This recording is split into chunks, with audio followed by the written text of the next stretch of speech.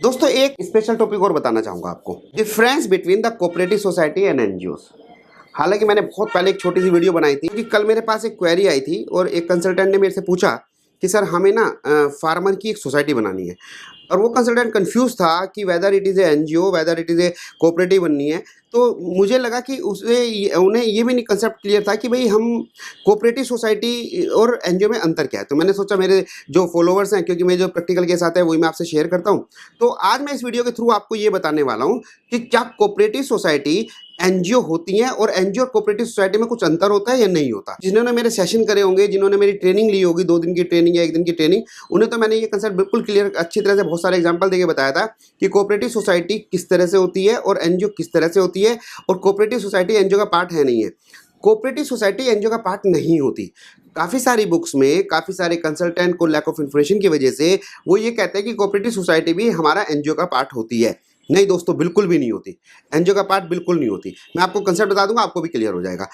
जो एनजीओज होती है ना, उसमें एग्जम्पशन मिलती है। कोऑपरेटिव सोसाइटी में भी एग्जम्पशन मिलती है, इसमें कोई शक नहीं है। लेकिन दोनों के सेक्शन अलग अलग हैं, दोनों का कंसेप्ट अलग अलग है। तो कोऑपरेटिव सोसाइटी एनजीओ का पार्ट नहीं होती। कोऑपरेटिव सोसाइटीज जो होती है ना दोस्तों, वो क्या होती हैं, 2 तरह की कोऑपरेटिव सोसाइटी होती हैं। एक होती है स्टेट लेवल, एक होती है all India level. All over India होती है ना, तो उसे एक टेक्निकल वर्ड देते हैं मल्टीनेशनल कोऑपरेटिव सोसाइटी। तो एक स्टेट लेवल कोऑपरेटिव सोसाइटी और एक मल्टी लेवल कोऑपरेटिव सोसाइटीज होती हैं। कोऑपरेटिव सोसाइटी का क्या ऑब्जेक्टिव होता है कि जितने मेंबर होते हैं सबके डेवलपमेंट के लिए काम करना। फॉर एग्जांपल, अमूल एक कोऑपरेटिव सोसाइटी है। अमूल ने जब ये कोऑपरेटिव सोसाइटी शुरू करी तो उसका क्या ऑब्जेक्टिव था? देखो, गांव में है ना, गांव में मिल्क जो प्रोड्यूस होता है वो इंडिविजुअल बंदा क्या अपने उसे अच्छा क्या प्राइस मिलेगा। तो कोऑपरेटिव सोसाइटी का ये रोल होता है कि जितने भी उनके मेंबर हैं उनके दूध को इकट्ठा करते हैं, मार्केट में अच्छे रेटों में बेच के, और जो प्रॉफिट होता है सब मेंबरों में बांट देते हैं। यानी कि कोऑपरेटिव सोसाइटी किसी भी पर्पज से बन सकती है ना, लेकिन मेंबरों के बेनिफिट के लिए, रूरल के डेवलपमेंट के लिए होता है एक तरह से, लेकिन मेंबरों का बेनिफिट होता है उसमें। यानी कि कोऑपरेटिव सोसाइटी में प्रॉफिट आप अर्न कर सकते हैं, उस सारे प्रॉफिट को मेंबरों में डिस्ट्रीब्यूट करना पड़ेगा।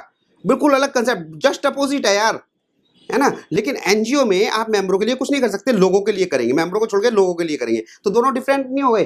कोऑपरेटिव सोसाइटी मेंबर के बेनिफिट के लिए है, एनजीओ है ही दूसरों के लिए, अपने मेंबरों के लिए नहीं है। टोटल अपोजिट कंसेप्ट है। तो आप कोऑपरेटिव सोसाइटी को एनजीओ का पार्ट ना माने, बिल्कुल टोटली डिफरेंट है। रूल रेगुलेशन डिफरेंट है, जो सोसाइटी एक्ट है वो भी दोनों के टोटली डिफरेंट है। कितनी बार तो ऐसा क्वेश्चन सुनने को मिलता है, सर हमें ना स्टेट लेवल की कोऑपरेटिव सोसाइटी बनानी है अंडर सोसाइटी रजिस्ट्रेशन। ये क्या मतलब हुआ यार? बिल्कुल अलग अजीब सी चीज़ है।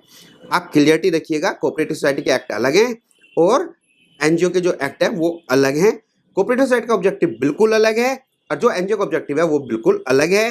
कोऑपरेटिव सोसाइटी की जो एग्जम्पशन मिलती है वो दूसरे सेक्शन में मिलती है, और जो एनजीओ की एग्जम्पशन मिलती है वो अलग सेक्शन में मिलती है। टोटली डिफरेंट कंसेप्ट है, आप कंफ्यूज मत होना। ठीक है दोस्तों, मुझे उम्मीद है कि आपको ये वीडियो यूजफुल रही होगी।